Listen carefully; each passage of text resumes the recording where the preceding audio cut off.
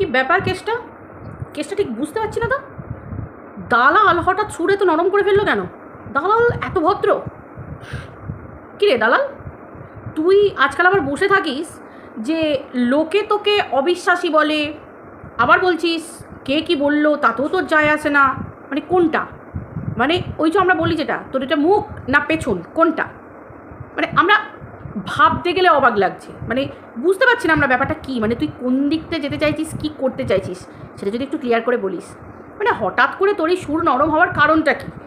যে কাল পর্যন্ত ভিডিওতে বলেছে, পরশু পর্যন্ত ভিডিওতে, রাত্রিবেলা পর্যন্ত বলেছে ভিডিওতে যে শুভ দিনটা বল, শুভ ক্ষণটা বল, সব বলে দেবো, আমি সব জানি। সেই যে তেবার, সেই তেবারটা গেল কোথায়? হঠাৎ করে তুই এত সাধু হয়ে গেলি, তোর কাছে সব কিছু প্রমাণ আছে, আবার এটাও বলছিস যে বিশেষ ব্যক্তির নামে তুই এমন কিছু বলবি যেটা শুনলে নাকি পাবলিক থু করে থুতু মারবে, তাই বুঝি? তো তাহলে তো আমরাও এটাও বলতে পারি যে আমরাও এমন কিছু ব্যাপার বলতে পারি যেটা শুনলে পাবলিক তোর দিকে থু মারবে, তাই তো? মানে আমরাও তো শুনতে পাচ্ছি, তোর কথা যেমন কানাঘুষো শুনতে পাচ্ছি, তুই যেমন বিশেষ ব্যক্তিকে নিয়ে বলছিস, সেরকম আমরাও তো তোর নিয়ে অনেক কিছু শুনতে পাচ্ছি। শুনছি নাকি তোর দুটো অ্যানিভার্সারি কিসের? কে পালন করে দুটো অ্যানিভার্সারি? একটা হতে পারে রেজিস্ট্রি অ্যানিভার্সারি, একটা হতে পারে এমনি যেটা সোশ্যাল ম্যারেজ অ্যানিভার্সারি, মানে পাপ এই ব্যাপারটা আর কি। যাই হোক, তো সেই ক্ষেত্রে তুই একটু ভেবে বলতো যে তোর অ্যানিভার্সারি কটা তোর অ্যানিভার্সারি? তোকে দুটো অ্যানিভার্সারি পালন করতে হয় কেন? এটা নিয়েও আমরা কানাঘুষো শুনতে পাচ্ছি। আর চরিত্রে চরচরি, তুই আর হাসাস না। এই তো মারুকে থ্রেড দিচ্ছিলিস পরশু দিনকে রাত্রের ভিডিওতে যে কিরে বলবো নাকি, মুখ খুলবো নাকি, কিরে বলবো নাকি? আজকেই তো বললি আমি বলবো না, সবাই তো আমাকে বলবে যে অবিশ্বাসী, সেই খাতাটায় তো আমার নাম আগে লেখা। ও তুই বুঝিস তাহলে, তোর নামটা আগে লেখা, তাই তো? তো চলো বন্ধুরা, আশা করি তোমরা সবাই খুব ভালো আছে। Welcome to মিলিস blog. আমিও খুব ভালো আছি। তো হঠাৎ করে দালালের এই পরিবর্তনটা, দালালের সুরটা যেই নরম হয়ে গেল, এটার কারণটা কি তোমাদের কি মনে হয়? চাপে আছে না? চাপে আছে। আসলে কি এমন ঘটনা, কিছু কি বেরোবার আছে? দালাল মানে তোর নিয়ে কি কিছু তেমন কিছু করে রেখেছিস? মানে এই যে চচ্চড়ির কথা বলছিলিস, কিসের চচ্চড়ি যেন? চরিত্রের চচ্চড়ি। মানে তোরও কি কোনো চরিত্রের ওই লাবড়া টাবড়া ঘন্ট টন্ট চচ্চড়ি তোর কি কিছু আছে নাকি? Case pace? মানে যখন হলায় গলায় ছিলিস ওই গ্রুপের মধ্যে, তো তখন কি কিছু মানে বলে টলে রেখেছিলিস নাকি? মানে ওই বলে না হাগে হেগে পডি করে রাখা, মানে সেরকম কিছু রেখেছিলিস? মানে এমন কিছু ব্যাপার হতে পারে যে তোর চরিত্রের চচ্চড়ি এরা বাড়াতে পারে, ঠিক যেমন তুই ওদের চরিত্রের চচ্চড়ি অনেক কিছু জানিস। তুই তো আবার এটাও বললি যে তোর যে স্পেশাল বান্ধবী ছিল, সেই বান্ধবী নিয়ে তুই নাকি অনেক কিছু জানিস। শুধু এত ভালোবাসিস যে তার নামে তুই কিচ্ছু বলিস নি। খাঁটি ভালোবাসা, পুরো বিশুদ্ধ ভালোবাসা, বিশুদ্ধ অক্সিজেনের মতো তোর ভালোবাসা। সিরিয়াসলি তোর ভালোবাসা বিশুদ্ধ oxygen, fully carbon dioxide. Public একদম ইন দ্য ভোগম্মা, সেটা আশা করি বিশেষ ব্যক্তি খুব ভালো করে বুঝতে পারছে। আজ তো শুনলাম আবার কানাঘুষো এটাও শুনতে পাওয়া যাচ্ছে যে বিশেষ ব্যক্তি বা কোনো একটা কানাঘুষো শুনতে পেলাম নাকি যে কেউ বোধহয় প্ররোচিত হয়ে, কারোর দ্বারা প্ররোচিত হয়ে কারোর সাথে কিছু একটা করতে গেছিলো, সেটা নিয়ে একটা মনে হচ্ছে সুখবর আসতে চলেছে। কী রে দালাল, তুই শুনিসনি কানাঘুষো? শুনিসনি? এ মা, কন্ট্রোভার্সির পাড়াতে তো শুনছিলাম এই বউগুলো চর্চা করছিল, আমি তো শুনতে পেলাম, তুই শুনতে পাসনি? হ্যাঁ, তোর তো সেই বাজ পাখি ঈগল শকুরের থেকেও বড় চোখ আর কান, তাই না? তুই সব জানিস। তো তাহলে কি তুই চাপে আছিস কিছু? মানে বেশ, মানে সেই চাপে আছিস সেরকম নাকি? মানে খুব চাপে আছিস। মানে তোর কোথায় তেবার গেল এই দুদিন আগে যেটা বলছিলিস, কিরে আমি সব জানি, সব বলে দেবো মারু, কিরে বলবো মারু, কিরে এই করবো মারু, এই করবো। তো তোকে তো আমি কালকেই ভিডিওতে বললাম, যে মারু নিয়ে যদি কিছু বলতে হয় কি বলবি? কি বলার আছে? অন্য কোনো পুরুষের সাথে জড়াবি? কোথায়?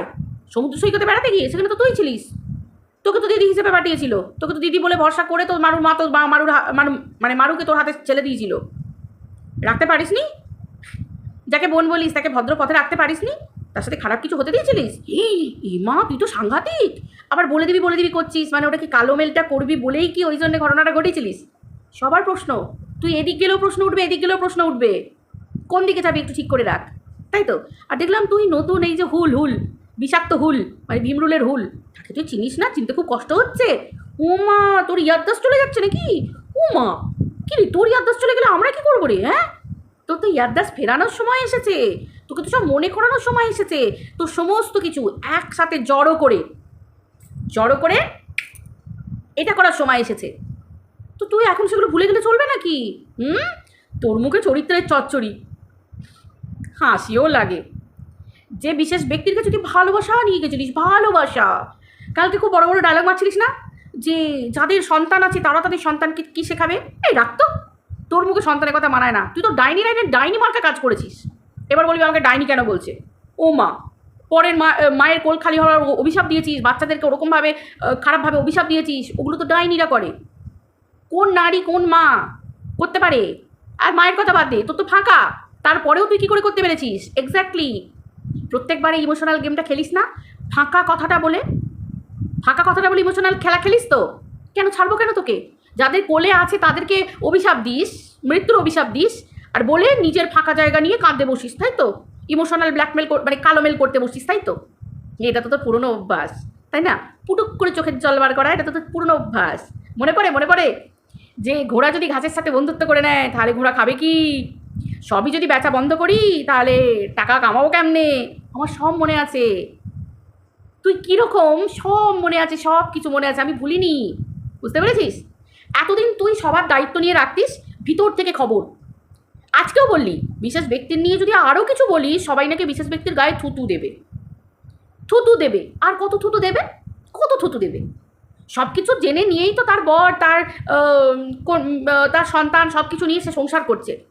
কিন্তু না, তাকে ছিঁড়ে খেতে হবে, তাকে শেষ করতে হবে, মানে সমূলে একদম উদ্ধার করে দিতে হবে। কেউ সংসার করবে সুখে শান্তিতে, আর তুই সেটা দেখবি, সেটা কখনো হতে পারে? সেখানে তো ভাঙন ধরাতে হবে। ঠিক যেমন মারুর বিয়ের পর থেকে মারুকে সুখে থাকতে দিচ্ছিলিস না। সব ভিডিও তো আছে আমাদের কাছে। চাপ নিচ্ছিস কেন? নো চাপ, সব আছে। তুই কাকে কি বলেছিস, কী রকম করে কালোমেল করেছিস, কীভাবে কি কালোমেল করে কী কথা বলেছিস, সব মনে আছে। পেটে বাচ্চা থাকলে কি ছেড়ে দিতে হবে নাকি? হ্যাঁ, সেটাই তো। তাকেও তো ছেড়ে খেতে হবে পেটে বাচ্চা থাকলে, তাই না? ডাইনি আখ্যা তো আগেই নিয়েছিস। বাকি কন্ট্রোভার্সি ক্রিয়েটাররা ছেড়ে দিলে কি হবে? আমি তো ছাড়বো না। তাই তো ঠেকাটা নিয়ে বসেছিলিস, তোকে তো সেই কৈফিয়তগুলো এবার দিতে হবে। সময় এসেছে তো, তাই না? সবার চরিত্রের দায়িত্ব মনে আছে? কণিকা পরপুরুষের সাথে শুয়ে সন্তানের জন্ম দিয়েছে। কণিকার শাশুড়ি মা সদ্য বিধবা হয়েছেন ভদ্রমহিলা, তার বিয়ে দিয়ে দিবি তুই, তাই না? তার ননদদের সব একদম মানে মালা পরিয়ে গাজরা পরিয়ে একদম ওইখানে বসিয়ে দিবি মোড়াতে, তাই না? বাচ্চাটা ডিএনএ টেস্ট ভুলে যাচ্ছিস তো? বাবা, তুই তো সুপ্রিম লেভেলের জিনিস রে। হ্যাঁ, তুই তো সুপ্রিম লেভেলের। তাই না? তারপরে এই যে বিশেষ ব্যক্তি করছিস, বিশেষ ব্যক্তির হাতে পায়ে ধরতে গেছিলিস, কারুর মারফতে সাহায্য নিয়ে হাতে পায়ে ধরতে গেছিলিস।